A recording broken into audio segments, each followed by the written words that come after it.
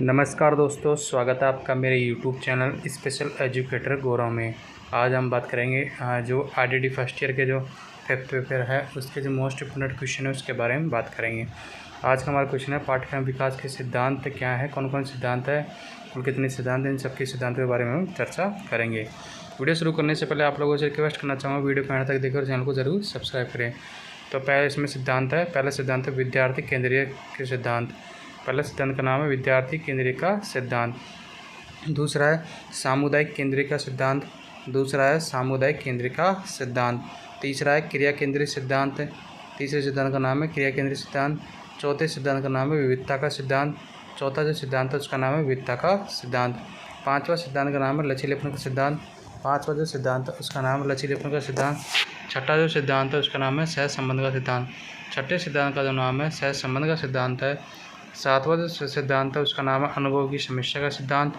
अनुभव की समस्या का सिद्धांत। आठवें सिद्धांत का नाम है उपयोगिता का सिद्धांत। आठवां जो सिद्धांत है वह है उपयोगिता का सिद्धांत। नौवां है सुरक्षा का सिद्धांत।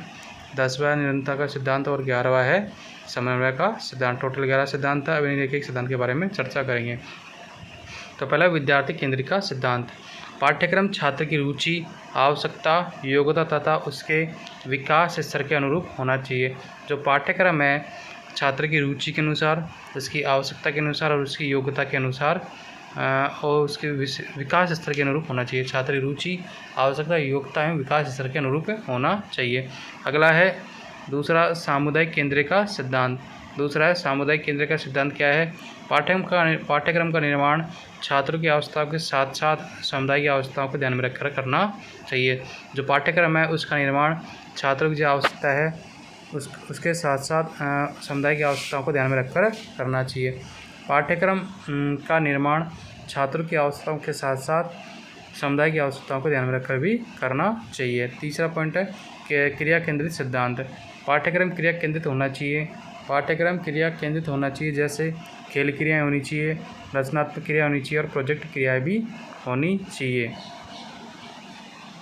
तथा जो यह है सिद्धांत काम द्वारा सीखने पर आधारित होता है, क्योंकि इसमें क्रिया की जाती है, क्रिया कहते हैं तो काम करना पड़ता है तभी क्रिया होती है, तो सीखने पर आधारित होना चाहिए। चौथा है विविधता का सिद्धांत। पाठ्यक्रम का आधार व्यापक होना चाहिए। जो पाठ्यक्रम है उसका आधार क्या होना चाहिए? व्यापक होना चाहिए। पाठ्यक्रम में व्यक्तिगत विभिन्नताओं का स्थान होना चाहिए। पाठ्यक्रम का जो आधार है वह व्यापक होना चाहिए। पाठ्यक्रम में व्यक्तिगत विभिन्नताओं का स्थान होना चाहिए। पाठ्यक्रम का आधार व्यापक होना चाहिए। जो पाठ्यक्रम है उसका आधार क्या होना चाहिए? व्यापक होना चाहिए तथा पाठ्यक्रम में व्यक्तिगत विभिन्नताओं का स्थान होना चाहिए। लचीलेपन का सिद्धांत। पाठ्यक्रम लचीला होना चाहिए, प्रत्येक स्तर के बालकों की आवश्यकता के अनुसार होना चाहिए। जो पाठ्यक्रम है वह कैसा होना चाहिए? लचीला होना चाहिए। पाठ्यक्रम लचीला होना चाहिए, प्रत्येक स्तर के बालक की आवश्यकता के अनुसार होना चाहिए। पाठ्यक्रम लचीला होना चाहिए, प्रत्येक स्तर के बालकों की आवश्यकताओं के अनुसार होना चाहिए। अगला है सहसंबंध का सिद्धांत। शिक्षा का रूप हमेशा विकसित होते रहता है। तो शिक्षा का रूप हमेशा कैसे होता रहता है? विकसित होते रहता है। पाठ्यक्रम ऐसा होना चाहिए जिससे बच्चे संबंध करते हुए उसे अच्छी तरह से समझ सके और अपने आने वाले दिनों में बहुत फ़ायदे हो सके।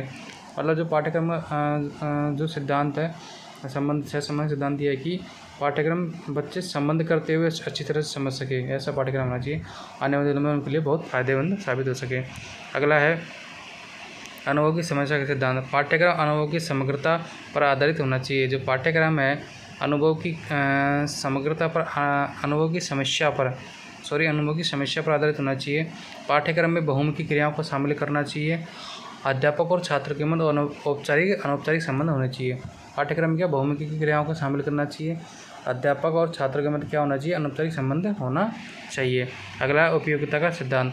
पाठ्यक्रम में उन प्रकरणों को शामिल करना चाहिए जो छात्र के भविष्य के लिए उपयोगी सिद्ध हो। पाठ्यक्रम में उन प्रकरणों को शामिल करना चाहिए जो छात्र के भविष्य के लिए उपयोगी सिद्ध हो।